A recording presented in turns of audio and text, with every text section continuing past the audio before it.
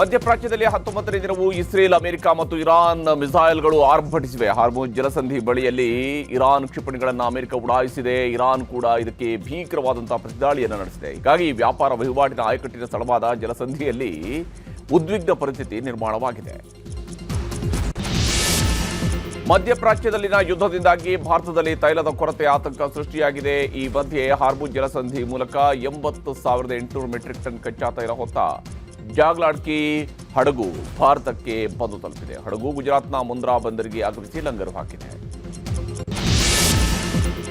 ಕರ್ನಾಟಕದಲ್ಲಿ ಇಂದು ಕೂಡ commercial LPG cylinder ಸಮಸ್ಯೆ ತಗ್ಗಿಲ್ಲ. ಹೀಗಾಗಿ ಪ್ರತಿ ವರ್ಷ ಯುಗಾದಿ ಸಮಯದಲ್ಲಿ ಭರ್ಜರಿ ವ್ಯಾಪಾರ ಮಾಡುತ್ತಿದ್ದ ಹೋಟೆಲ್ಗಳಿಗೆ ಸಮಸ್ಯೆ ಎದುರಾಗಿದೆ. ಇನ್ನು ಅಡುಗೆ ಅನಿಲಕ್ಕಾಗಿ ಏಜೆನ್ಸಿಗಳ ಮುಂದೆ ಜನರ ಸಾಲು ಇಂದು ಕೂಡ ಮುಂದುವರೆದಿತ್ತು.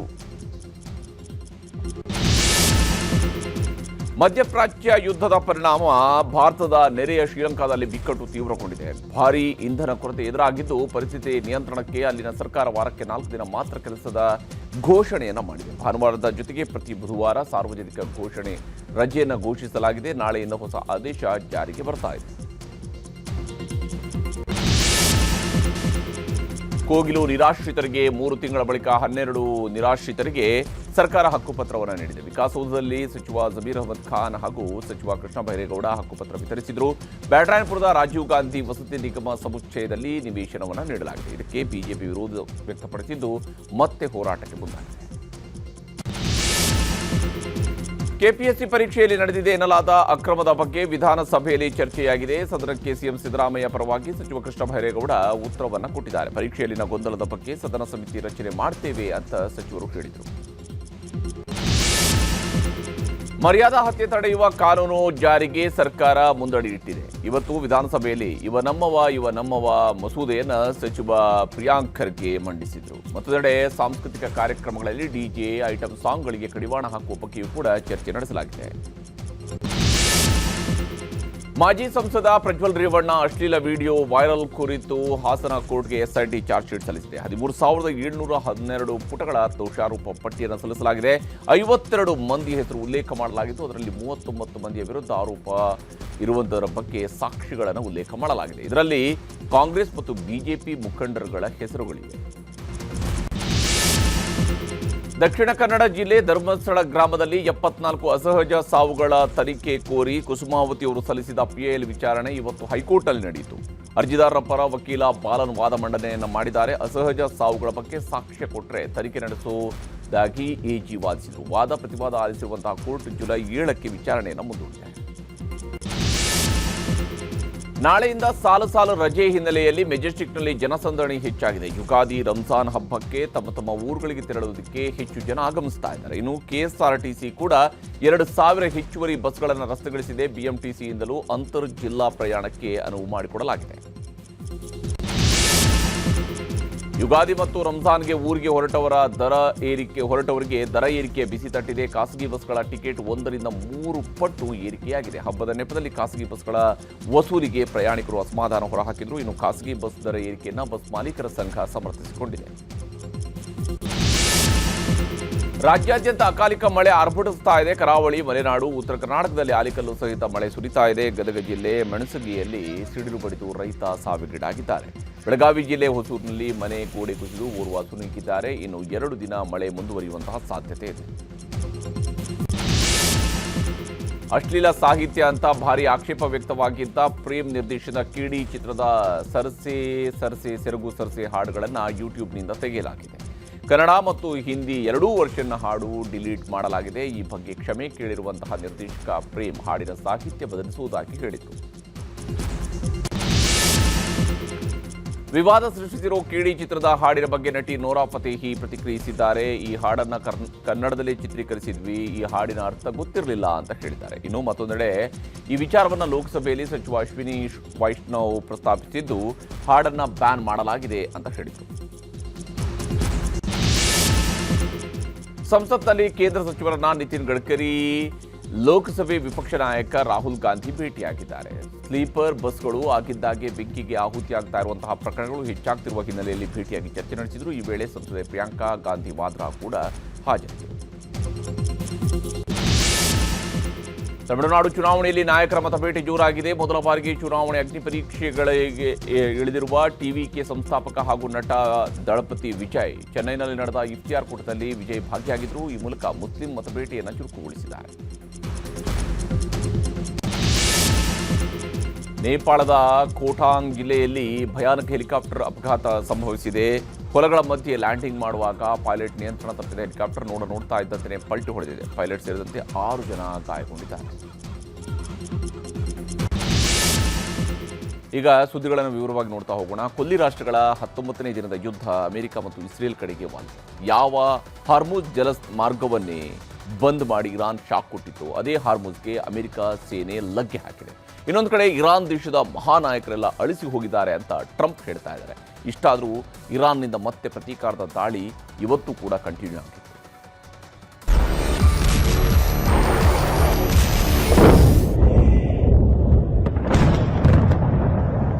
ಇರಾನ್ನ ಕರಾವಳಿ ಉದ್ದಕ್ಕೂ ಖಮೇನಿ ಪಡೆಯ ಬಲಿಷ್ಠ ಕ್ಷಿಪಣಿ ತಾಣಗಳನ್ನು ಅಮೆರಿಕ ಉಡಾಯಿಸಿದೆ. ಒಂದಲ್ಲ ಎರಡಲ್ಲ 5,000 ಪೌಂಡ್ಗೂ ಹೆಚ್ಚು ಪೆನೆಟ್ರೇಟರ್ ಯುದ್ಧ ಸಾಮಗ್ರಿಗಳನ್ನು ಬಳಸಿ ಅಮೆರಿಕ ಘೋರ ದಾಳಿ ನಡೆಸಿ ನಿರ್ನಾಮ ಮಾಡಿದೆ. ಇರಾನ್ ಆಡಳಿತದಿಂದ ಎದುರಾಗಿರುವ ಬೆದರಿಕೆಗಳನ್ನು ತಟಸ್ಥಗೊಳಿಸಲು ಅಮೆರಿಕದ ಪಡೆ ಸಾವಿರಾರು ಇರಾನ್ ಮಿಲಿಟರಿ ಗುರಿಗಳನ್ನು ನಾಶ ಮಾಡಿದೆ ಅಂತ ಖುದ್ದು ಅಮೆರಿಕ ಸೇನೆಯೇ ದಾಳಿಯ ವಿಡಿಯೋಗಳನ್ನು ಹಂಚಿಕೊಂಡಿದೆ. ಹರ್ಮುಜ್ ಜಲಮಾರ್ಗದ ಸುತ್ತಲೂ ಇದ್ದ ಇರಾನ್ ಕ್ಷಿಪಣಿ ವಾಹಕಗಳನ್ನು ಧ್ವಂಸ ಮಾಡಿದ್ದು, ಹರ್ಮುಜ್ ಜಲಸಂಧಿ ಶೀಘ್ರದಲ್ಲೇ ಅಮೆರಿಕ ವಶವಾಗಲಿದೆ ಅಂತಾನೂ ಘೋಷಣೆ ಮೊಳಗಿಸಿದೆ.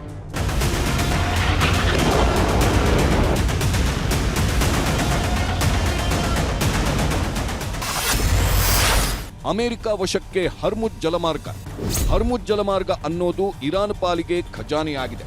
ಇಡೀ ಜಗತ್ತಿಗೆ ಸಪ್ಲೈ ಆಗುವ ಕಚ್ಚಾ ತೈಲದಲ್ಲಿ 21% ಇದೇ ಹರ್ಮುಜ್ ಮೂಲಕ ಏಷ್ಯಾ ರಾಷ್ಟ್ರಗಳಿಗೆ ಬರ್ತಿದೆ. ಹೀಗಾಗಿ ಹರ್ಮುಜ್ ಜಲಮಾರ್ಗದ ಸುತ್ತಲೂ ಇರಾನ್ ತನ್ನದೇ ರೇಡಾರ್ಗಳನ್ನ, ಯುದ್ಧ ನೌಕೆಗಳನ್ನ, ಅತ್ಯಾಧುನಿಕ ಕ್ಷಿಪಣಿ ವಾಹಕಗಳನ್ನ ಕಾವಲಿಗಿಟ್ಟಿತ್ತು. ಇರಾನ್ ಮಿಲಿಟರಿಯ ಅರ್ಧಕ್ಕರ್ಧ ಶಕ್ತಿಯು ಇದೇ ಹರ್ಮುಜ್ ಕರಾವಳಿಯಲ್ಲಿತ್ತು. ಇಂಥ ಜಾಗಕ್ಕೆ ಅಮೆರಿಕದ ಬಾಂಬ್ಗಳು ಅಪ್ಪಳಿಸಿವೆ.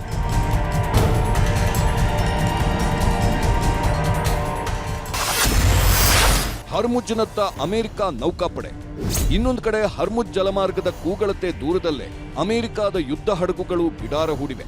ಅಮೆರಿಕದ USS ಬಟಾನ್ LHD-5 ಮತ್ತು USS ಕಾರ್ಟರ್ ಹಾಲ್ LSD-50 ಎಂಬ 2 ಯುದ್ಧ ನೌಕೆಗಳು ಈಗಾಗಲೇ ಹರ್ಮುಜ್ನತ್ತ ಬರ್ತಿವೆ.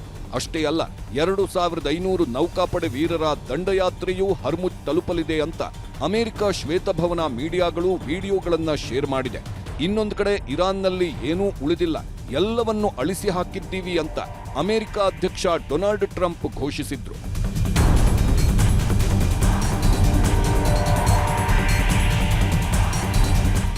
Very strongly, very powerfully. We've wiped out their navy, wiped out their military in every aspect.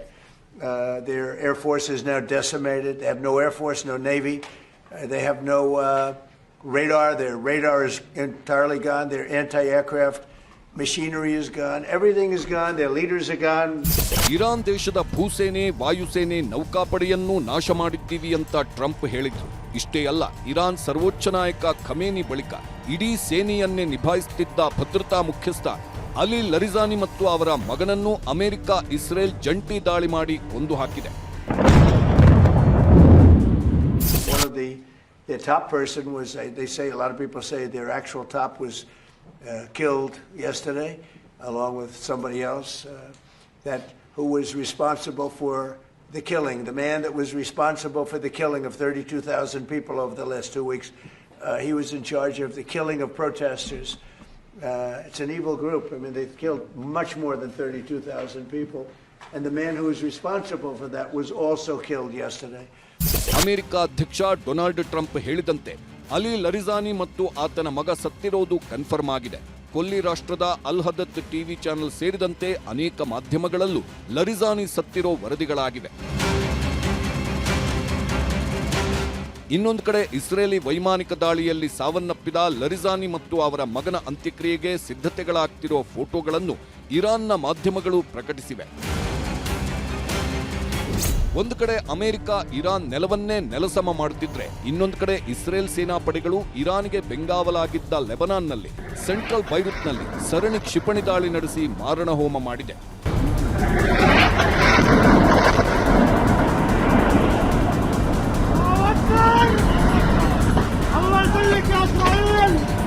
ನೋಡಿ, ಕಣ್ಮುಚ್ಚೆ ಕಣ್ಣು ಬಿಡೋದ್ರೊಳಗೆ ಅಪ್ಪಳಿಸಿದ ಕ್ಷಿಪಣಿ ಹೇಗೆ ಇಡೀ ಕಟ್ಟಡವನ್ನೇ ಧರಾಶಾಹಿ ಮಾಡಿದೆ. ಇಸ್ರೇಲ್ ನಡೆಸಿದ ವಾಯುದಾಳಿಯಲ್ಲಿ ಇಡೀ ಕಟ್ಟಡ ಕುಸಿದು ಬಿದ್ದಿದೆ.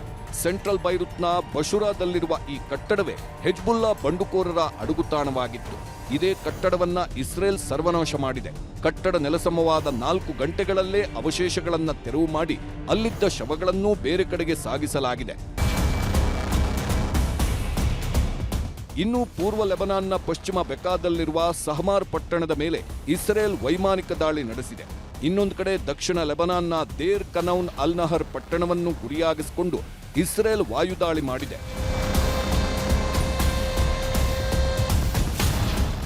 ಒಂದು ಕಡೆ ಅಮೆರಿಕ ಸೇನೆ ಹರ್ಮುಜ್ಗೆ ಲಗ್ಗೆ ಹಾಕ್ತಿದೆ. ಇನ್ನೊಂದು ಕಡೆ ಇರಾನ್ಗೆ ಬೆಂಬಲವಾಗಿದ್ದ ಲೆಬನಾನ್ಗೆ ಇಸ್ರೇಲ್ ಕ್ಷಿಪಣಿಗಳನ್ನ ಹಾಕಿ ಉಡಾಯಿಸ್ತಿದೆ.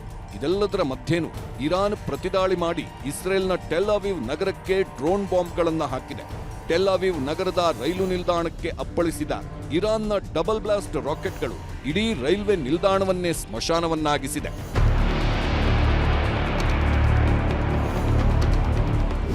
ಅಮೆರಿಕ ಇಸ್ರೇಲ್ ಯುದ್ಧ ಸಾರಿ ಇವತ್ತಿಗೆ 19 ದಿನಗಳಾಯಿತು. ಇರಾನ್ ಕೊಡ್ತಿರೋ ಹೊಡೆತಗಳಿಗೆ ಅಮೆರಿಕ ಅಧ್ಯಕ್ಷ ಟ್ರಂಪ್ ಖುದ್ದು ದಿಗ್ಭ್ರಮೆ ವ್ಯಕ್ತಪಡಿಸಿದ್ರು. ಇದಾದ ಮೇಲೆ ಅಮೆರಿಕ ಸೇನೆಯ ಶಕ್ತಿ ಎಷ್ಟು ಅನ್ನೋದನ್ನ ನಾಳೆ ಒಳಗೆ ತೋರಿಸ್ತೀವಿ ಅಂದಿದ್ರು. ಈಗ ಹೇಳಿದಂತೆ ಇರಾನ್ ಮೇಲೆ ವಿಧ್ವಂಸಕ ದಾಳಿ ಮಾಡಿದೆ. ಹರ್ಮುಜ್ ಜಲಮಾರ್ಗವನ್ನ ಸಂಪೂರ್ಣವಾಗಿ ವಶಕ್ಕೆ ಪಡೆಯಲು ಸಜ್ಜಾಗಿದೆ. ಆದ್ರೆ ಇರಾನ್ ಹೇಗೆ, ಯಾವಾಗ, ಎಷ್ಟೊತ್ತಿಗೆ, ಎಂಥ ಘೋರ ದಾಳಿ ಮಾಡುತ್ತೆ ಅನ್ನೋದೇ ಈಗಿರುವ ಆತಂಕ.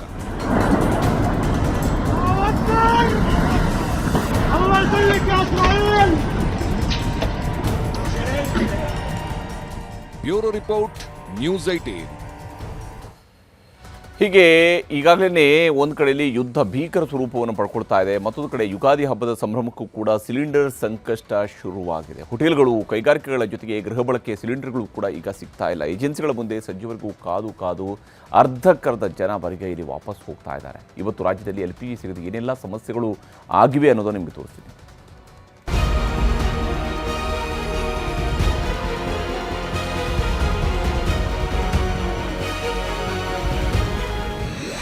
ಕೊಲ್ಲಿಯಲ್ಲಿ ಯುದ್ಧ, ಕರ್ನಾಟಕದಲ್ಲಿ ಸಂಕಷ್ಟ. ಯುಗಾದಿ ಹಬ್ಬಕ್ಕೂ ತಟ್ಟಿದ ಗ್ಯಾಸ್ ಟ್ರಬಲ್. ನಾಳೆ ಯುಗಾದಿ ಹಬ್ಬ. ಹಿಂದೂಗಳೆಲ್ಲ ಹೊಸ ವರ್ಷವನ್ನ ಸ್ವಾಗತಿಸುವ ಹಬ್ಬ, ಬೇವು ಬೆಲ್ಲವನ್ನ ಸವಿಯುವ ಹಬ್ಬ. ಆದರೆ ಕೊಲ್ಲಿ ಯುದ್ಧದಿಂದ ಗ್ಯಾಸ್ ಟ್ರಬಲ್ ಶುರುವಾಗಿದ್ದು ಸಿಹಿಗಿಂತ ಕಹಿಯೇ ಜನರಿಗೆ ಜಾಸ್ತಿ ಆಗಿದೆ. ಅದರಲ್ಲೂ ಕೈಗಾರಿಕೆಗಳಿಗೆ, ಉದ್ಯಮಗಳಿಗೆ, ಹೋಟೆಲ್ನವರ ಪಾಲಿಗೆ ಈ ಯುಗಾದಿ ಗ್ಯಾಸ್ ಟ್ರಬಲ್ ಸಂಪೂರ್ಣ ಕಹಿಯಾಗಿ ಹೋಗಿದೆ. ವಾಣಿಜ್ಯ ಸಿಲಿಂಡರ್ಗಳು ಸಿಗದೆ ಒದ್ದಾಡ್ತಿದ್ದಾರೆ. ಯುಗಾದಿ ಹಬ್ಬಕ್ಕೆ ಹೋಳಿಗೆ ಮಾಡುವ ಹೋಟೆಲ್ಗಳಿಗೂ ಸಂಕಷ್ಟ ಶುರುವಾಗಿದೆ. ಕಮರ್ಷಿಯಲ್ ಗ್ಯಾಸ್ ಸಿಗದೆ ಶ್ರೀನಗರದಲ್ಲಿರುವ ಅನ್ನಪೂರ್ಣೇಶ್ವರಿ ಹೋಳಿಗೆ ಮನೆಯ ಹೋಟೆಲ್ ಮಾಲೀಕರು ಪರದಾಡಿದ್ದಾರೆ. ಯುಗಾದಿ ಹಬ್ಬಕ್ಕೆ ಹೋಳಿಗೆಗೆ ಡಿಮ್ಯಾಂಡ್ ಜಾಸ್ತಿ ಇರುತ್ತೆ. ಆದರೆ ಗ್ಯಾಸ್ ಸಮಸ್ಯೆಯಿಂದಾಗಿ ಸೌದೆ ಒಲೆಯಲ್ಲಿ ಹೋಳಿಗೆ ತಯಾರಿಸುವ ಸ್ಥಿತಿ ಬಂದಿದೆ. ಹೂರ್ಣ ಮಾಡೋದಲ್ಲೆಲ್ಲ ಸೌದೆ ಒಲೆಯಲ್ಲಿ ಉಪಯೋಗಿಸ್ತಾ ಇದ್ದೀವಿ. ಅದಕ್ಕೆ ಸಪ್ರೇಟ್ ಆಗಿ ಕೂಡ ಥರ ಮಾಡಿ ಈ ಹೋಳಿಗೆಗೆ ಮಾತ್ರ ಕಮರ್ಷಿಯಲ್ ತಂದು ಅದು ಗ್ರಾಹಕರು ತೊಂದರೆ ಆಗಬಾರ್ದು. ನಾವು ಅಲ್ಲಿ 15-20 ದಿವಸ ಮುಂಚೆನೇ ಆರ್ಡರ್ ಕೊಟ್ಬಿಟ್ಟಿದ್ದಾರೆ. ನಮಗೆಲ್ಲ ಒಂದು 30,000-40,000 ಗಂಟೆ ಹೋಳಿಗೆ ಆರ್ಡರ್ ಇದೆ. ನಾವು ಅದರಿಂದ ಏನು ಮಾಡ್ತೀವಿ, ಎಷ್ಟಾರಲ್ಲಿ ನಮ್ಮ ದುಡ್ಡು ಹೋದ್ರೆ ಗ್ರಾಹಕರು ಪೂರೈಸಬೇಕು ಅಂತ ಪೂರೈಸ್ತಾ ಇದ್ದೀವಿ. ನಮ್ದು ಸರ್ ಈಗ ಸಿಲಿಂಡರ್ ಎಷ್ಟು ಹೇಳ್ತಾ ಇದ್ದಾರೆ? 4,000 3,000 ಸರ್ ಇಷ್ಟ ಇರೋರು ತಾವು ಹೇಳ್ತಾ ಇದ್ದಾರೆ. ನಾವು ಮೊದಲೇ ಯಾವಾಗಲೂ 30-20 ಹಾಕ್ಸ್ತಿದ್ದೋ, ಅದು ಸ್ಟಾಕ್ ಇರೋದ್ರಿಂದ ಇನ್ನೊಂದು 2-3 ಇದೆ, ನಾಳೆ ಗಂಟೆ ಹಾಕ್ಬೋದು.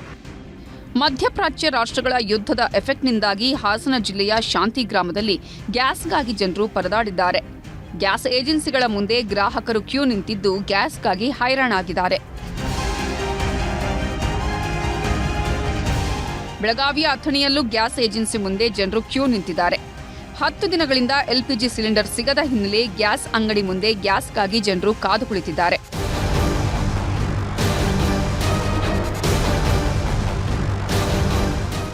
ಮಧ್ಯಪ್ರಾಚ್ಯದಲ್ಲಿನ ಯುದ್ಧದ ಬಿಕ್ಕಟ್ಟು ದಿನೇ ದಿನೇ ಉಲ್ಬಣಿಸುತ್ತಿದೆ. ಇದರ ಎಫೆಕ್ಟ್ ಕರ್ನಾಟಕಕ್ಕೆ ಜೋರಾಗಿ ತಟ್ಟೋದಿಕ್ಕೆ ಶುರುವಾಗಿದೆ. ಬೆಳಗಾವಿಯ ಮಚ್ಚೆ ಪ್ರದೇಶದಲ್ಲಿರೋ ಕೈಗಾರಿಕೆಗಳಿಗೆ ಕಮರ್ಷಿಯಲ್ ಗ್ಯಾಸ್ ಕೊರತೆ ಎದುರಾಗಿದೆ.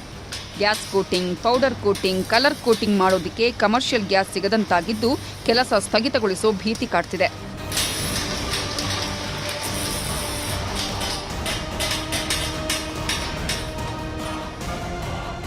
ಇನ್ನು ಬಳ್ಳಾರಿಯ ಜೀನ್ಸ್ ಉದ್ಯಮಕ್ಕೂ ಯುದ್ಧದ ಬಿಸಿ ತಟ್ಟಿದೆ.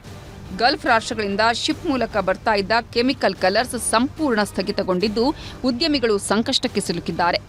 ಯುಗಾದಿ ಹಾಗೂ ರಂಜಾನ್ ಸಮಯದಲ್ಲಿ ದುಬೈಗೆ ಅಪಾರ ಪ್ರಮಾಣದ ಬಳ್ಳಾರಿ ಜೀನ್ಸ್ ಬಟ್ಟೆಗಳು ರಫ್ತಾಗಿದ್ವು. ಆದ್ರೀಗ ಕಲ್ಲಾರ್ ಕೊರತೆಯಿಂದ 50% ಉತ್ಪಾದನೆ ಕುಸಿತವಾಗಿದೆ.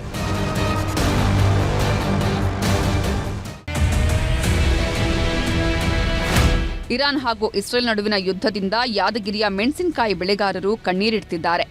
ವಾರದ ಹಿಂದೆ 1 ಕ್ವಿಂಟಾಲ್ಗೆ 27,000 ಇದ್ದ ಮೆಣಸಿನಕಾಯಿ ಬೆಲೆ ಈಗ 17,000ಕ್ಕೂ ಕೇಳೋರೆ ಇಲ್ಲದಂತಾಗಿದೆ. ಯಾದಗಿರಿಯ ಮೆಣಸಿನಕಾಯಿ ಯುಕೆ ಹಾಗೂ ಗಲ್ಫ್ ರಾಷ್ಟ್ರಗಳಿಗೆ ಯಥೇಚ್ಛವಾಗಿ ರಫ್ತಾಗ್ತಿತ್ತು. ಆದ್ರೀಗ ಯುದ್ಧದ ಅಬ್ಬರ ಜೋರಾಗಿರೋದ್ರಿಂದ ಕೇಳೋರೇ ಇಲ್ಲ. ಅಕ್ರಮ ಗ್ಯಾಸ್ ಸಿಲಿಂಡರ್ ಏಜೆನ್ಸಿ ಮೇಲೆ ಪೊಲೀಸರು ದಾಳಿ ಮಾಡಿದ್ದಾರೆ. ತಲಕಟ್ಟಪುರ ಪೊಲೀಸರಿಂದ ಕಾರ್ಯಾಚರಣೆ ನಡೆಸಿದ್ದು, ಶ್ರೀ ವಿಶ್ವೇಶ್ವರಯ್ಯ ಇಂಡಸ್ಟ್ರಿಯಲ್ ಲೇಔಟ್ನಲ್ಲಿರುವ ಗ್ಯಾಸ್ ಏಜೆನ್ಸಿ ಮೇಲೆ ದಾಳಿ ಮಾಡಿದ್ದು 148 ಖಾಲಿ ಸಿಲಿಂಡರ್ ಹಾಗೂ 19 ಕೆಜಿಯ 7 ಸಿಲಿಂಡರ್ ಜಪ್ತಿ ಮಾಡಲಾಗಿದೆ. ಇಸಿ ಆಕ್ಟ್ ಅಡಿಯಲ್ಲಿ ಪೊಲೀಸರು ಕೇಸ್ ದಾಖಲು ಮಾಡಿದ್ದಾರೆ. ಗ್ಯಾಸ್ ಸಮಸ್ಯೆ ವಿಚಾರವಾಗಿ ಪರಿಷತ್ನಲ್ಲಿ ಸಚಿವ ಮುನಿಯಪ್ಪ ಮಾತನಾಡಿದರು. ರಾಜ್ಯದಲ್ಲಿ ಪ್ರತಿನಿತ್ಯ 40,000 ಸಿಲಿಂಡರ್ ಬೇಕು. 9,000 ಸಿಲಿಂಡರ್ ಕೊಡಲು ಈಗಾಗಲೇ ಏರ್ಪಾಡು ಮಾಡಲಾಗಿದೆ. ಶಾಲೆ, ಹಾಸ್ಟೆಲ್, ಆಸ್ಪತ್ರೆಗಳಿಗೆ ಮೊದಲ ಆದ್ಯತೆ ಅಂದರು. ಜೊತೆಗೆ 1 ವಾರ ಸುಧಾರಿಸಿದ್ರೆ ಎಲ್ಲವೂ ಸಹಜ ಸ್ಥಿತಿಗೆ ಬರುತ್ತೆ ಅಂದರು.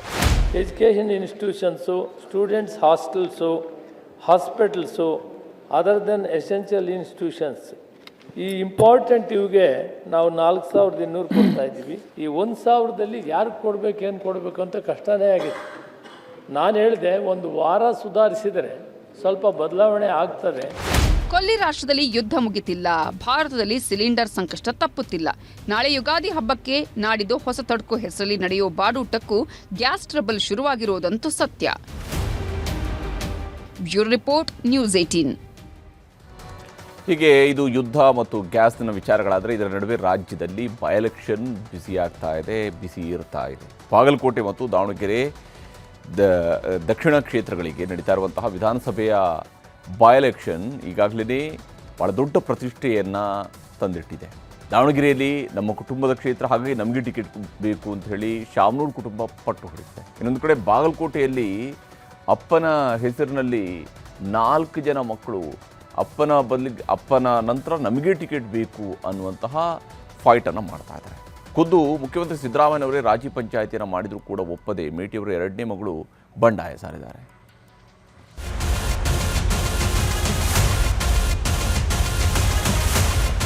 ಕೋರ್ಟ್ ಆಧಾರದ ಮೇಲೆ ನಾನು ಡಿಕೆ ಚರ್ಚೆ ಮಾಡಿ ಸುರ್ಜೇವಾಲಾ ಜೊತೆ ಮಾತಾಡಿ ಕಳಿಸ್ಕೊಟ್ಟಿಲ್ಲ. ನನಗಿನ್ನ ಏನು ವರದಿ ಏನು ಬಂದಿಲ್ಲ. ಬಾಗಲಕೋಟೆಯಲ್ಲಿ ಮೇಟಿ ಮಕ್ಕಳ ಮಹಾಯುದ್ಧ. 1 ಟಿಕೆಟ್, 1 ಕುಟುಂಬ, 4 ಮಂದಿ ಆಕಾಂಕ್ಷಿಗಳು. ಮಾಜಿ ಸಚಿವ HY ಮೇಟಿ ನಿಧನದಿಂದ ತೆರವಾಗಿರುವ ಬಾಗಲಕೋಟೆ ಕ್ಷೇತ್ರಕ್ಕೆ ನಡೆಯುತ್ತಿರುವ ಉಪಚುನಾವಣೆಯಲ್ಲಿ ಕಾಂಗ್ರೆಸ್ಗೆ ಮೇಟಿ ಕುಟುಂಬದ್ದೇ ಚಿಂತೆಯಾಗಿ ಕಾಡತೊಡಗಿದೆ. ಅಪ್ಪನಿಂದ ಬರಬೇಕಾದ ಆಸ್ತಿಗೆ ನಡೆಯುವ ಫೈಟ್ ರೀತಿಯಲ್ಲಿ ಈಗ ಮೇಟಿ ಮಕ್ಕಳ ನಡುವೆ ಟಿಕೆಟ್ಗಾಗಿ ಪೈಪೋಟಿ ಶುರುವಾಗಿದೆ. HY ಮೇಟಿ ಮಕ್ಕಳಲ್ಲಿ ಅಪ್ಪನ ಸೀಟು ತಮಗೇ ಬೇಕು ಎಂಬ ಅಂತರ್ಯುದ್ಧ ಶುರುವಾಗಿದೆ. ಮಲ್ಲಿಕಾರ್ಜುನ್ ಮೇಟಿ, ಉಮೇಶ್ ಮೇಟಿ, ಬಾಯಕ್ಕ ಮೇಟಿ ಹಾಗೂ ಮಹಾದೇವಿ ಮೇಟಿ ಮಧ್ಯೆಯೇ ಈಗ ಟಿಕೆಟ್ಗಾಗಿ ಪೈಪೋಟಿ ನಡೆಯುತ್ತಿದ್ದು, ಬಾಗಲಕೋಟೆ ಅಖಾಡ ಮೇಟಿ ಮನೆಯೊಳಗಿನ ಮಲ್ಲಯುದ್ಧದಂತಾಗಿದೆ. ಹೀಗಾಗಿ ಮೇಟಿ ಕುಟುಂಬದ ಎಲ್ಲರನ್ನೂ ವಿಧಾನಸೌಧಕ್ಕೆ ಕರೆಸಿಕೊಂಡ ಸಿಎಂ ಸಿದ್ದರಾಮಯ್ಯ ಸಂಧಾನ ನಡೆಸುವ ಕಸರತ್ತು ನಡೆಸಿದ್ದಾರೆ. ಸಿಎಂ ಮುಂದೆ ಕುಳಿತಿದ್ದ 4 ಜನರು ಈ ಬಾರಿ ಟಿಕೆಟ್ ತಮಗೇ ಸಿಗಬೇಕು ಎಂದು ಪಿತ್ರಾರ್ಜಿತ ಆಸ್ತಿ ಕೇಳುವಂತೆ ಅಹವಾಲು ಸಲ್ಲಿಸಿದ್ದಾರೆ. ಹೀಗೆ 4 ಜನರ ಅಭಿಪ್ರಾಯ ಕೇಳಿರುವ ಸಿಎಂ ಇದೇ ಶುಕ್ರವಾರ ಸುರ್ಜೇವಾಲಾ ಬೆಂಗಳೂರಿಗೆ ಬರುತ್ತಿದ್ದು ಅವರ ಜೊತೆ ಚರ್ಚಿಸಿ ತೀರ್ಮಾನ ಮಾಡುತ್ತೇವೆ ಎಂದು ಹೇಳಿ ಕಳಿಸಿದ್ದಾರೆ. ಇದೇ ಸಂದರ್ಭದಲ್ಲೇ ಕೆಲವು ಕಿವಿಮಾತುಗಳನ್ನ ತಮ್ಮ ಆಪ್ತನ ಮಕ್ಕಳಿಗೆ ಹೇಳಿದ್ದಾರೆ. ಆದರೆ ಸಿಎಂ ಸಲಹೆಗೆ ಸುತಾರಾಂ ಒಪ್ಪದ ಮೇಟಿ ಅವರ 2ನೇ ಮಗಳು ಮಹಾದೇವಿ ನಾನು ಚುನಾವಣೆ ನಡೆಸ್ತೇನೆ ಎಂದು ಹೇಳಿ ಹೊರಬಂದಿದ್ದಾರೆ. ಈ ಮೂಲಕ ಬಂಡಾಯದ ಬಾವುಟ ಹಾರಿಸುವ ಸುಳಿವು ಕೊಟ್ಟಿದ್ದಾರೆ. ಹಾಗಿದ್ದರೂ ಸಭೆ ನಂತರ ಮಾತನಾಡಿರುವ ಸಿಎಂ ಸಿದ್ದರಾಮಯ್ಯ ಯಾರಿಗೆ ಟಿಕೆಟ್ ಕೊಟ್ಟರೂ ಕೆಲಸ ಮಾಡ್ತೀವಿ ಎಂದು ಎಲ್ಲರೂ ಒಪ್ಪಿದ್ದಾರೆ ಎಂದಿದ್ದಾರೆ. ಸುರ್ಜೇವಾಲಾ ಅವರು ಕರ್ನಾಟಕಕ್ಕೆ ಬರ್ತಾ ಇದ್ದಾರೆ ಫ್ರೈಡೆ. ಅಷ್ಟರೊಳಗಡೆ ನಿನ್ನೆ ದಾವಣಗೆರೆಗೆ ಹೋಗಿದ್ರು ಒಂದು ಟೀಮು, ಮತ್ತು ಬಾಗಲಕೋಟೆಗೂ ಕೂಡ ಹೋಗಿದ್ರು. ಅವರು ರಿಪೋರ್ಟ್ ಕೊಡ್ತಾರೆ. ಆ ರಿಪೋರ್ಟ್ ಆಧಾರದ ಮೇಲೆ ನಾನು ಡಿಕೆ ಚರ್ಚೆ ಮಾಡಿ ಸುರ್ಜೇವಾಲಾ ಜೊತೆ ಮಾತಾಡಿ ಕಳಿಸ್ಕೊಡ್ತಾರೆ. ಮೇಟಿ ಕುಟುಂಬದವರು 3 ಜನ ಟಿಕೆಟ್ ಕೇಳ್ತಾ ಇದ್ರು. ಮಲ್ಲಿಕಾರ್ಜುನ, ಉಮೇಶ ಮತ್ತು ಮಹಾದೇವಿ ಆ 3 ಜನನು ನೀವೆಲ್ಲ ಒಟ್ಟಿಗೋಗಿ ಯಾರಿಗೆ ಟಿಕೆಟ್ ಕೊಟ್ಟರು ಕೂಡ ನೀವೆಲ್ಲ ಮಾಡಬೇಕು, ಒಟ್ಟಿಗೆ ಮಾಡಬೇಕು ಅಂತ ಹೇಳಿ ಹೇಳ್ಕೊಂಡಿದ್ದೀನಿ. ಒಪ್ಪಿದಾರ ಸರ್ ಅದಕ್ಕೆ? ಒಪ್ಕೊಂಡಿದ್ದಾರೆ. ಈ ಮಧ್ಯೆ HY ಮೇಟಿ ಕಿರಿಯ ಮಗ ಉಮೇಶ್ ಮೇಟಿಗೆ ಕಾಂಗ್ರೆಸ್ ಟಿಕೆಟ್ ಬಹುತೇಕ ಫೈನಲ್ ಆಗಿರುವಂತಿದೆ. ಕಾಂಗ್ರೆಸ್ನ ಆಂತರಿಕ ಸಮೀಕ್ಷೆ ಹಾಗೂ ಸತೀಶ್ ಜಾರಕಿಹೊಳಿ ಟೀಮ್ಗಳ ಸರ್ವೆಗಳಲ್ಲೂ ಉಮೇಶ್ ಮೇಟಿ ಪರವೇ ಒಲವು ವ್ಯಕ್ತವಾಗಿದೆ ಎನ್ನುವುದು ಕಾಂಗ್ರೆಸ್ ಮೂಲಗಳು ಹೇಳುತ್ತಿರುವ ಮಾತು. ಹೀಗಾಗಿ ಎಲ್ಲ ರಿಪೋರ್ಟ್ ಅನ್ನ ಹೈಕಮಾಂಡ್ಗೆ ನೀಡಿದ್ದು ಅಲ್ಲೇ ಟಿಕೆಟ್ ಫೈನಲ್ ಆಗಲಿದೆ ಎಂದು DCM DK ಶಿವಕುಮಾರ್ ಸ್ಪಷ್ಟಪಡಿಸಿದ್ದಾರೆ. ಗೊತ್ತಿಲ್ಲ, ನನಗಿನ್ನ ಏನು ವರದಿ ಏನು ಬರಲಿಲ್ಲ. ನಾನೊಂದು ರಿಪೋರ್ಟ್ ಮಾಡಿದ್ದೀನಿ. ನಾವು ಐ ಥಿಂಕ್ ನಾನು ಚೀಫ್ ಮಿನಿಸ್ಟರ್ ಇಬ್ಬರು ಮಾತಾಡಿದ್ದೀನಿ. ಹೀಗೆ ಒಂದೆಡೆ ಬಾಗಲಕೋಟೆ ಉಪಸಮರಕ್ಕೆ ಸಜ್ಜಾಗುತ್ತಿದ್ರೆ, ಇತ್ತ ಹಿರಿಯ ನಾಯಕ ಶಾಮನೂರು ಶಿವಶಂಕರಪ್ಪರಿಂದ ತೆರವಾಗಿರುವ ದಾವಣಗೆರೆ ದಕ್ಷಿಣ ಕ್ಷೇತ್ರದಲ್ಲೂ ಟಿಕೆಟ್ ಫೈಟ್ ಜೋರಾಗಿಯೇ ಸಾಗಿದೆ. ಇಂದು ಬೆಂಗಳೂರಿನ ಕೆಪಿಸಿಸಿ ಕಚೇರಿಯಲ್ಲಿ ಚುನಾವಣಾ ಉಸ್ತುವಾರಿ ಸಮಿತಿ ಸಭೆ ನಡೆಯಿತು. ಮಂಜುನಾಥ ಭಂಡಾರಿ ನೇತೃತ್ವದ ಸಭೆಯಲ್ಲಿ ಹಿರಿಯ ಸಚಿವರುಗಳು ಪಾಲ್ಗೊಂಡಿದ್ದರು. ವೀರಶೈವ ಸಮುದಾಯದ ಈಶ್ವರ್ ಖಂಡ್ರೆ, ಲಕ್ಷ್ಮೀ ಹೆಬ್ಬಾಳ್ಕರ್ ಸಭೆಯಲ್ಲಿ ಹಾಜರಿದ್ದರು. ಮುಸ್ಲಿಂ ಸಮುದಾಯದಿಂದ ತನ್ವೀರ್ ಸೇಠ್, ಜಮೀರ್ ಅಹಮದ್ ಖಾನ್ ಕೂಡ ಈ ಸಭೆಯಲ್ಲಿ ಭಾಗಿಯಾಗಿದ್ದರು. ಆದರೆ ಕೆಪಿಸಿಸಿ ಕಚೇರಿಯಲ್ಲಿ ನಡೆದ ಸಭೆಯಲ್ಲಿ ಯಾವುದೇ ಅಂತಿಮ ತೀರ್ಮಾನ ಕೈಗೊಳ್ಳದೆ ಸಿಎಂ DCM ಜೊತೆ ಅಂತಿಮ ಸಭೆ ಮಾಡಿ ಟಿಕೆಟ್ ಫೈನಲ್ ಮಾಡೋಣ ಎಂಬ ನಿರ್ಧಾರಕ್ಕೆ ಬಂದಿದ್ದಾರೆ. ದಾವಣಗೆರೆ ಜಿಲ್ಲಾ ಮಂತ್ರಿಗಳಾದಂತಹ SS ಮಲ್ಲಿಕಾರ್ಜುನರವರು ಹಾಗೂ ಇತರ ನಾಯಕರುಗಳನ್ನು ಯಾರೆಲ್ಲ ಉಮೇದುವಾರಿಕೆಯನ್ನು ಹಾಕಿದ್ದಾರೆ ಅವ್ರನ್ನೆಲ್ಲ ಕರೆದು ಮಾತಾಡಿ ನಂತರ ನಾವು ಕ್ಯಾಂಡಿಡೇಟನ್ನು ಒಂದು ಅನೌನ್ಸ್ ಮಾಡೋದು ಅಂತ ಹೇಳಿ ತೀರ್ಮಾನವನ್ನು ಮಾಡಿದ್ದಾರೆ. ಈ ಮಧ್ಯೆ ಕುಟುಂಬಸ್ಥರಿಗೆ ಟಿಕೆಟ್ ಪಡೆಯುವುದಕ್ಕಾಗಿ ದೆಹಲಿಯಲ್ಲೇ ಲಾಬಿ ನಡೆದಿದೆ. ಕರ್ನಾಟಕ ಭವನದಲ್ಲಿ DCM DK ಶಿವಕುಮಾರ್ ಭೇಟಿಯಾದ ಸಂಸದೆ ಪ್ರಭಾ ಮಲ್ಲಿಕಾರ್ಜುನ್ ಮಗನ ಪರ ಬ್ಯಾಟಿಂಗ್ ಮಾಡಿದ್ದಾರೆ. ಮಗ ಸಮರ್ಥ್ಗೆ ಟಿಕೆಟ್ ಕೊಡಬೇಕೆಂದು ಮನವಿ ಮಾಡಿಕೊಂಡಿದ್ದಾರೆ. ಹೈಕಮಾಂಡ್ ಜೊತೆ ಚರ್ಚಿಸಿ ತೀರ್ಮಾನ ಮಾಡೋಣ ಎಂದಿದ್ದಾರೆ DKಶಿ. ನಾನು ನಿನ್ನೆ ಬೇರೆ ಆಸ್ಪಿರೆಂಟ್ಸ್ ಎಲ್ಲ ನಾನು ಬಂದು ಭೇಟಿ ಮಾಡ್ತಾ ಇದ್ದಾರೆ. ದಾವಣಗೆರೆಯವರೆಲ್ಲ ಬಂದು ಭೇಟಿ ಮಾಡ್ತಾ ಇದ್ದಾರೆ. ನಾನು ಇಲ್ಲಿ ಮಾತಾಡಿದ್ದೀನಿ, ಅವ್ರ MP ಅವ್ರ ಹತ್ರ ಕೂಡ ನಾನು ಮಾತಾಡಿದ್ದೀನಿ. ಬೆಂಗಳೂರಲ್ಲಿ ಅವರ ಮಂತ್ರಿ ಕೂಡ ಮಾತಾಡಿದ್ದೀನಿ. ಬೇರೆ ಆಸ್ಪಿರೆಂಟ್ಸ್ ಎಲ್ಲ ಬಂದು 3-4 ಜನ ಬೇರೆಯವರೆಲ್ಲ ಬಂದು ಕೇಳಿದ್ದಾರೆ. ನಾನು ಏನು ರಿಪೋರ್ಟ್ ಕೊಡಬೇಕು ಹೈಕಮಾಂಡ್ ಕೊಡ್ತೀನಿ, ಹೈಕಮಾಂಡ್ ಏನು ತೀರ್ಮಾನ ಮಾಡ್ತಾರೆ. ಟಿಕೆಟ್ ಘೋಷಣೆಗೂ ಮುನ್ನವೇ ಸಮರ್ಥ್ ಅಖಾಡಕ್ಕೆ ಇಳಿದಿದ್ದಾರೆ. ದಾವಣಗೆರೆ ದಕ್ಷಿಣ ಕ್ಷೇತ್ರದಲ್ಲಿ ಶಾಮನೂರು ಸಮರ್ಥ್ ಸಿಟಿ ರೌಂಡ್ಸ್ ಹಾಕಿದ್ದಾರೆ. ಜನರ ಜೊತೆ ಬೆರೆಯುತ್ತಿದ್ದು ಅಜ್ಜನ ಕ್ಷೇತ್ರದಲ್ಲಿ ಮತದಾರರ ಆಶೀರ್ವಾದ ಪಡೆಯೋ ಸರ್ಕಸ್ ಮಾಡುತ್ತಿದ್ದಾರೆ. ಇಲ್ರಿ, ನೀವೇ ಎಲ್ಲರೂ 100 ಸತಿ ಸಮರ್ಥ ಅಂತ ಹೆಸರು ತಗಂತಿದ್ರೆ ಅದಕ್ಕೆ ಈಗ ಜಾಸ್ತಿನೇ ಇಳಿಯೋದಾಗ್ತೈತಿ. ಇಲ್ರಿ, ಅದನ್ನ ಏನೈತಿ ನೀವೆಲ್ಲಾರು ತೀರ್ಮಾನ ಮಾಡ್ಬೇಕ್ರಿ. ಅದೆಲ್ಲ ಅವ್ರ ಮೇಲೆ ಡಿಪೆಂಡ್ ರೀ, ಅವ್ರ ಮೇಲೆ. ಯಾಕಂದ್ರೆ ನನ್ಕಿಂತ ಎಲ್ಲರೂ ಹಿರಿಯವ್ರೆ, ಇವರೆಲ್ಲರೇ ತೀರ್ಮಾನ ಮಾಡ್ಲಿ. ಅದು ಸುಮ್ಮನೆ ಅದೆಲ್ಲ ಮಾತು ಯಾಕಬೇಕು. ಇದೀಗ ಅಂಜುಮನ್ ಸಂಸ್ಥೆ ಎಂಟ್ರಿ ಕೊಟ್ಟಿದ್ದು ಅಲ್ಪಸಂಖ್ಯಾತರಿಗೆ ಟಿಕೆಟ್ ಕೊಡಬೇಕೆಂದು ಪಟ್ಟು ಹಿಡಿದಿದೆ. ಇಲ್ಲಿ ವಿಶೇಷವಾಗಿ ದಾವಣಗೆರೆ ಬಗ್ಗೆ ನಾವು ಎಲ್ಲರೂ 2 ಅಂಜುಮನ್ದವರು ನಮ್ಮ ಪಕ್ಷದ ಹಿರಿಯರಿಗೆ ವಿನಂತಿ ಮಾಡ್ತೀವಿ. ಹಿಂದಕ್ಕೆ ಏನಾಗಿತ್ತು ಅಂದ್ರೆ ಮಾನ್ಯ ದಿವಂಗತ ಶಾಮನೂರವರು, ಶಿವಶಂಕರಪ್ಪ ಅವರು ಭಾಳ ಸೆಕ್ಯುಲರ್ ಲೀಡರ್ ಇದ್ದರು ಮತ್ತು ಎಲ್ಲರೂ ಅವ್ರು ಗೌರವ ಕೊಡ್ತಿದ್ರು. ಈಗ ಅದು ಜಾಗ ಖಾಲಿ ಆದ ನಂತರ ನಮಗೆ ಆ ಸೀಟ್ ಕೊಡಬೇಕನ್ನ ಕೆಲಸ ನಾವು ಒತ್ತಾಯ ಮಾಡ್ತೀವಿ. ಕಳೆದ ಬಾರಿಯ ಚುನಾವಣೆಯಲ್ಲಿ ಕಾಂಗ್ರೆಸ್ ಗೆದ್ದಿದ್ದ 2 ಕ್ಷೇತ್ರಗಳಲ್ಲಿ ಈಗ ಉಪಚುನಾವಣೆ ನಡೆಯುತ್ತಿರೋದ್ರಿಂದ ಎರಡನ್ನೂ ಗೆಲ್ಲುವುದು ಕಾಂಗ್ರೆಸ್ಗೆ ಇರುವ ಅತಿದೊಡ್ಡ ಸವಾಲು. Bureau report, news 18. ಇನ್ನು ರಾಜ್ಯಸಭೆಯಲ್ಲಿ ಇವತ್ತೊಂದು ಕುತೂಹಲಕಾರಿಯಾಗಿರುವಂತಹ ಚರ್ಚೆ ಕೂಡ ನಡೆದಿದೆ. ಯಾಕಂದರೆ ರಾಜ್ಯಸಭೆಯಿಂದ ನಿವೃತ್ತರಾಗ್ತಾ ಇರುವಂತಹ ಸದಸ್ಯರಿಗೆ ಇವತ್ತು ವಿದಾಯ ಹೇಳ್ತಾ ಇದ್ರು. ಪ್ರಧಾನಮಂತ್ರಿಯವರು ಮಾತಾಡಿದರು. ಅದಾದ ನಂತರ ಮಲ್ಲಿಕಾರ್ಜುನ ಖರ್ಗೆ ಅವರು ಮಾತನಾಡಿದರು. ಮಲ್ಲಿಕಾರ್ಜುನ ಖರ್ಗೆ ಅವರು ಮಾತನಾಡುವ ಸಭೆಯಲ್ಲಿ ದೇವೇಗೌಡರು ಕೂಡ ಅವರ ಅವಧಿಯೂ ಕೂಡ ರಾಜ್ಯಸಭಾ ಸದಸ್ಯ ಅವಧಿ ಕೂಡ ಮುಗಿಯುತ್ತಾ ಇರುವ ಕಾರಣಕ್ಕಾಗಿ ಅವರ ಬಗ್ಗೆ ಪ್ರಸ್ತಾಪಿಸ್ತಾ ದೇವೇಗೌಡರು ಇವತ್ತು ಸದನದಲ್ಲಿ ಇರಲಿಲ್ಲ. ಹಾಗಿದ್ರೂ ಕೂಡ ದೇವೇಗೌಡರ ಅನುಪಸ್ಥಿತಿಯಲ್ಲಿ ಅವರು ಹೇಳಿದರು. ದೇವೇಗೌಡರು ನೋಡಿದರೆ ಅವ್ರ ಜೊತೆಗೆ ಸುದೀರ್ಘ ರಾಜಕಾರಣ ಮಾಡಿದ್ದೀವಿ, ಅವರು ನಮ್ಮ ಜೊತೆಗೆ ಪ್ರೀತಿ ಹೊಂದಿದ್ರು, ಆದರೆ ಈಗ ನೋಡಿದರೆ ಇತ್ತೀಚೆಗೆ ಅವರು ಮೋದಿ ಅವರನ್ನು ಮದುವೆ ಆಗಿದ್ದಾರೆ ಅಂತೇಳಿ ಮೈತ್ರಿ ಬಗ್ಗೆ ಪ್ರಸ್ತಾಪ ಮಾಡಿದರು. ಖರ್ಗೆ ಅವರ ಮಾತಿಗೆ ದೇವೇಗೌಡರು ಖಾರವಾಗಿ ಪತ್ರ ಬರೆದಿದ್ದಾರೆ. BJP ಜೊತೆಗೆ ಮದುವೆ ಆಗೋದಕ್ಕೆ ನೀವು ವಿಚ್ಛೇದನ ಕೊಟ್ಟಿದ್ದೇ ಕಾರಣ ಅಂತ ಪತ್ರದಲ್ಲಿ ಉಲ್ಲೇಖ ಮಾಡಿದ್ದಾರೆ.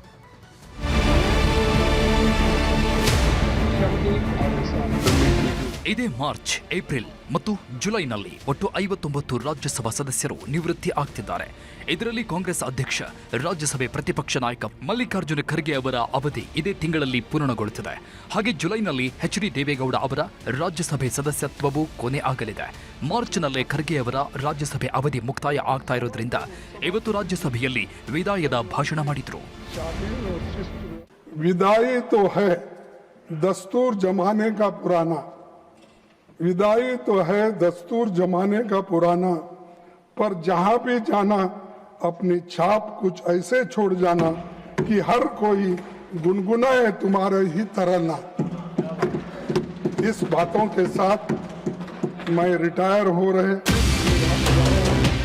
ಹೀಗೆ ವಿದಾಯದ ಭಾಷಣದ ಮಧ್ಯೆ ಖರ್ಗೆ ಅವರು ತಮ್ಮ ರಾಜಕೀಯ ಬದುಕಿನ ಹಲವು ಮಾರ್ಗದರ್ಶಕರನ್ನ ನೆನಪಿಸಿಕೊಂಡ್ರು. ಇದರಲ್ಲಿ ಮೊದಲಿಗರು ಮಾಜಿ ಪ್ರಧಾನಿ ಎಚ್.ಡಿ. ದೇವೇಗೌಡ. ದೇವೇಗೌಡರಿಂದ ಸಾಕಷ್ಟು ಕಲಿತಿದ್ದೀನಿ ಅಂದ್ರು. ಜೊತೆಗೆ ದೇವೇಗೌಡರಿಗೆ ನಮ್ಮ ಮೇಲೆ ಪ್ರೇಮವಿತ್ತು, ಆದರೆ ಇತ್ತೀಚೆಗೆ ಮೋದಿಯವರನ್ನ ಮದುವೆ ಆಗ್ಬಿಟ್ರು ಅಂತ ಬಿಜೆಪಿ ಜೆಡಿಎಸ್ ಮೈತ್ರಿ ಬಗ್ಗೆ ತಮಾಷೆನೂ ಮಾಡಿದ್ರು. तो एच.डी. देवेगौड़ा जी का उल्लेख करना चाहूंगा. वे प्रधानमंत्री और कई पदों पर रहे. मैं देवेगौड़ा को बहुत दिन से 54 साल से जानता हूं. उनके साथ ही मैं काम किया, लेकिन क्या हुआ मुझे मालूम नहीं. वो तो प्रेम हमारे साथ किए, मोहब्बत हमारे साथ, शादी मोदी साहब के साथ. ये रिसेंटली हुआ, तो आप कैसा माने मुझे मालूम नहीं है. ಅಂದಹಾಗೆ ಇವತ್ತಿನ ರಾಜ್ಯಸಭೆ ಕಲಾಪಕ್ಕೆ ಅನಾರೋಗ್ಯದ ಕಾರಣದಿಂದ ದೇವೇಗೌಡರು ಬಂದಿರಲಿಲ್ಲ. ಹೀಗಾಗಿ ಪತ್ರದ ಮೂಲಕ ದೇವೇಗೌಡರು ಖರ್ಗೆ ಅವರಿಗೆ ತಿರುಗೇಟು ಕೊಟ್ಟಿದ್ದಾರೆ. ಬಿಜೆಪಿ ಜೊತೆಗೆ ಮದುವೆ ಆಗಿದ್ಯಾಕೆ ಅಂತಾನೂ ಪತ್ರದಲ್ಲಿ ಬರೆದಿದ್ದಾರೆ. ಆ ಪತ್ರದ ಸಾರಾಂಶ ಹೀಗಿದೆ. ನನ್ನ ಆತ್ಮೀಯ ಮತ್ತು ದೀರ್ಘಕಾಲದ ಸ್ನೇಹಿತರಾದ ಶ್ರೀ ಮಲ್ಲಿಕಾರ್ಜುನ್ ಖರ್ಗೆ ಅವರು, ನಾನು ಕಾಂಗ್ರೆಸ್ ಪ್ರೀತಿಸುತ್ತಿದ್ದೆ, ಬಿಜೆಪಿಯವರನ್ನು ಮದುವೆಯಾದೆ ಅಂತ ಸಂಸತ್ತಿನಲ್ಲಿ ಹಗುರವಾದ ಹೇಳಿಕೆ ನೀಡಿದ್ದಾರೆ. ನನ್ನ ಸ್ನೇಹಿತನಿಗೆ ಮದುವೆಯ ಭಾಷೆಯಲ್ಲಿಯೇ ಪ್ರತಿಕ್ರಿಯಿಸುವುದಾದರೆ, ನಾನು ಕಾಂಗ್ರೆಸ್ ಜೊತೆ ಬಲವಂತದ ಮದುವೆಯಲ್ಲಿದ್ದೆ, ಆದರೆ ಅದು ನಿಂದನೀಯ ಸಂಬಂಧವಾಗಿತ್ತು, ಅದಕ್ಕೆ ವಿಚ್ಛೇದನ ಮಾಡಬೇಕಾಯಿತು. 2018ರಲ್ಲಿ ಕಾಂಗ್ರೆಸ್ ಶ್ರೀ ಗುಲಾಂ ನಬಿ ಆಜಾದ್ ಅವರನ್ನ ಕಳುಹಿಸಿ ಶ್ರೀ ಕುಮಾರಸ್ವಾಮಿಗೆ ಮುಖ್ಯಮಂತ್ರಿ ಹುದ್ದೆ ನೀಡಲು ಹೇಳಿತ್ತು. ನಾನು ಇದಕ್ಕೆ ಒಪ್ಪಲಿಲ್ಲ. ಶ್ರೀ ಖರ್ಗೆ ಅವರನ್ನ ಮುಖ್ಯಮಂತ್ರಿ ಮಾಡಬೇಕೆಂದು ಎಲ್ಲರ ಸಮ್ಮುಖದಲ್ಲಿ ಹೇಳಿದ್ದೆ. ಶ್ರೀ ಸಿದ್ದರಾಮಯ್ಯ ಕೂಡ ಅಲ್ಲಿದ್ದರು. ಆದಾಗ್ಯೂ ಶ್ರೀ ಆಜಾದ್ ಶ್ರೀ ಕುಮಾರಸ್ವಾಮಿ ಅವರ ನಾಯಕತ್ವವನ್ನು ಒತ್ತಾಯಿಸಿದರು. ಆದರೆ ಇಷ್ಟೆಲ್ಲ ಹಾಡು, ನೃತ್ಯ ಮತ್ತು ಮದುವೆಯ ನಂತರ 2019ರಲ್ಲಿ ಏನು ಮಾಡಿದ್ರು? ಕಾಂಗ್ರೆಸ್ನವರು ನಮ್ಮನ್ನ ಕೈಬಿಟ್ಟರು. ಎಷ್ಟು ಕಾಂಗ್ರೆಸ್ ಶಾಸಕರು ಬಿಜೆಪಿಗೆ ಪಕ್ಷಾಂತರಗೊಂಡರು ಮತ್ತು ಅವರನ್ನ ಯಾರು ಕಳುಹಿಸಿದರು ಎಂಬುದು ಈಗ ಎಲ್ಲರಿಗೂ ತಿಳಿದಿದೆ. ಆ ದಿನ ಪಕ್ಷಾಂತರವನ್ನು ಪ್ರಚೋದಿಸಿದ ವ್ಯಕ್ತಿಯ ವಿರುದ್ಧ ಕಾಂಗ್ರೆಸ್ ಕ್ರಮ ಕೈಗೊಂಡಿದ್ದರೆ ಇಂದು ನನ್ನ ಸ್ನೇಹಿತ ಶ್ರೀ ಖರ್ಗೆ ಎಐಸಿಸಿ ಅಧ್ಯಕ್ಷ ಸ್ಥಾನಕ್ಕಿಂತ ಉತ್ತಮ ಸ್ಥಾನದಲ್ಲಿರುತ್ತಿದ್ದರು. ಇನ್ನೂ ನೇರವಾಗಿ ಹೇಳುವುದಾದರೆ, ನಾನು ಕಾಂಗ್ರೆಸ್ ಮೈತ್ರಿಕೂಟವನ್ನು ತ್ಯಜಿಸಲಿಲ್ಲ. ಹಾಗೆ ವಿಚ್ಛೇದನ ನೀಡಿ ಹೆಚ್ಚು ಸ್ಥಿರವಾದ ಮೈತ್ರಿಕೂಟ ಹುಡುಕುವುದನ್ನು ಬಿಟ್ಟು ನನಗೆ ಬೇರೆ ದಾರಿ ಇರಲಿಲ್ಲ. ಇಂತಿ ಎಚ್.ಡಿ. ದೇವೇಗೌಡ, ಮಾಜಿ ಪ್ರಧಾನಮಂತ್ರಿಗಳು, ಜೆಡಿಎಸ್ ರಾಷ್ಟ್ರೀಯ ಅಧ್ಯಕ್ಷರು. ಹೀಗೆ ದೇವೇಗೌಡರು ಖರ್ಗೆ ಅವರ ಮಾತಿಗೆ ಖಾರವಾಗಿ ಉತ್ತರ ಕಳಿಸಿದ್ದಾರೆ. ಇದೆಲ್ಲದರ ಮಧ್ಯೆ ಪ್ರಧಾನಿ ಮೋದಿ ಕೂಡ ವಿದಾಯ ಹೇಳ್ತಾ ಇರುವ ರಾಜ್ಯಸಭೆ ಸದಸ್ಯರ ರಾಜಕೀಯ ಅನುಭವವನ್ನ ಮೆಲುಕು ಹಾಕಿದ್ರು. ಮಾಜಿ ಪ್ರಧಾನಿ ದೇವೇಗೌಡರನ್ನ, ಖರ್ಗೆ ಅವರನ್ನ, ಶರದ್ ಪವಾರ್ ಅವರನ್ನು ನೆನಪು ಮಾಡಿಕೊಂಡ್ರು. आदरणीय देवेगौड़ा जी, आदरणीय खड़गे जी, आदरणीय शरद पवार जी, ये ऐसे वरिष्ठ लोग हैं जिनके जीवन का आधे से अधिक उम्र संसदीय कार्य प्रणाली में गई है. ಏನೇ ಆಗಲಿ, ಮಲ್ಲಿಕಾರ್ಜುನ ಖರ್ಗೆ ರಾಜಕೀಯ ಮೈತ್ರಿಗೆ ಪ್ರೀತಿ ಮದುವೆಯ ಟಚ್ ಕೊಟ್ರೆ ರಾಜಕೀಯ ವಿಚ್ಛೇದನ ಕೊಟ್ಟಾಗಿದೆ ಅಂತ ದೇವೇಗೌಡರು ಬರೆದ ಪತ್ರ ಕಾಂಗ್ರೆಸ್ ಒಳಗೆ ಚರ್ಚೆ ಹುಟ್ಟು ಹಾಕಿದೆ. Bureau report, news 18.